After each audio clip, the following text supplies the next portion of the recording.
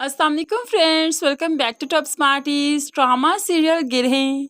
निम्रा जिसने ऑफिस जाने का इरादा किया, ऑफिस के लिए निकली, लेकिन उससे पहले वजाहत के घर जा पहुंची और उसकी माँ को दो टोक कह दिया कि आइंदा वजाहत मेरे घर मेरे पेरेंट्स के पास कभी नहीं जाएगा, वरना अच्छा नहीं होगा। उसे क्या लगता है वो इस तरह से डराएगा, धमकाएगा और फिर जो कहेगा मैं मानती चली जाऊंगी। माँ को भी बहुत गुस्सा आया।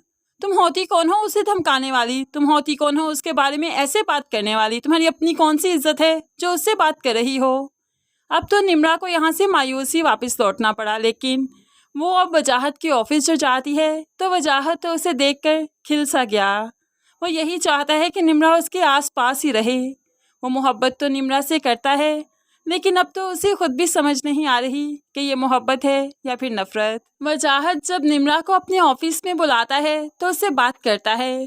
तभी निम्रा दो टोक कह देती है, आइंदा आप मेरे घर में कभी नहीं जाएंगे, मेरे पेरेंट्स को परेशान नहीं करेंगे।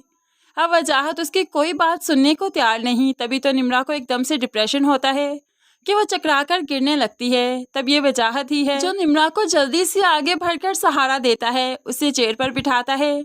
उसके लिए काफ़ी परेशान हो जाता है कि उसे जल्दी से आनन फानन हॉस्पिटल भी ले आया। अब यहाँ पर हॉस्पिटल में जब निम्रा का ट्रीटमेंट चल रहा है तो वजाहत काफ़ी परेशान है कि उसे क्या हो गया। इतने में डॉक्टर आकर वजाहत को खुशखबरी देती है, मुबारक हो, आपकी वाइफ एक्सपेक्ट कर रही हैं। वजाहत के तो ओसान हता रहे कि क्या क्या कह रही हैं आप? वजाहत नहीं चाहता कि निम्रा प्रेग्नेंट हो जाए। अब तो डॉक्टर खुशी खुशी निम्रा के पास भी जाती है जिसे होश आ चुका है। निम्रा से कहने लगी, बहुत बहुत मुबारक हो। तो निम्रा भी परेशान, किस बात की मुबारक? तो डॉक्टर पूछ देती है कि आपके हस्बैंड ने आपको कुछ भी नहीं बताया? तो निम्रा परेशान, नहीं, ऐसी क्या बात है? तो यहाँ पर डॉक्टर निम्रा को भी बताती है, मुबारक हो, आप माँ बनने वाली हैं। निम्रा के लिए तो ये खुशी बहुत बड़ी है, लेकिन सुरैया बेगम या वजाहत के लिए नहीं। सुरैया बेगम तो किसी तौर नहीं चाहती कि ये बच्चा इस दुनिया में आए। वो तो बार बार जो दूध पर दम करके देती है निम्रा को, वो भी इसीलिए कि निम्रा कहीं माँ ना बन जाए, ये बच्चा उसकी नौकरी में आड़ ना बन जाए, कहीं वो घर ना बैठ जाए। अब जबकि सुरैया बेगम को मालूम पड़ेगा कि बहू वाकई प्रेग्नेंट हो चुकी है, तो भला वो क्या कुछ नहीं करेगी इस बच्चे को ज़ाया करने में। सदफ जिसकी मंगनी हो चुकी है, इसलिए तो वो मिठाई लेकर सुरैया बेगम के पास आती है, खुशी खुशी कहने लगी, बहुत ही अच्छे लोग हैं, बहुत अमीर घराना है, लड़का बहुत पढ़ा लिखा है।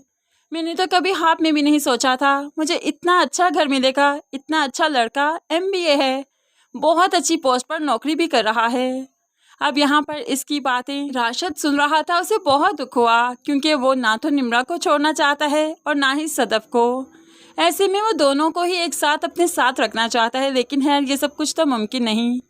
सदफ जो जहाँ से जा रही थी तो उसका हाथ पकड़ लेता है, क्या तुम वाकई बहुत खुश हो? लेकिन मैं तुम्हारी शादी किसी और से नहीं होने दूंगा।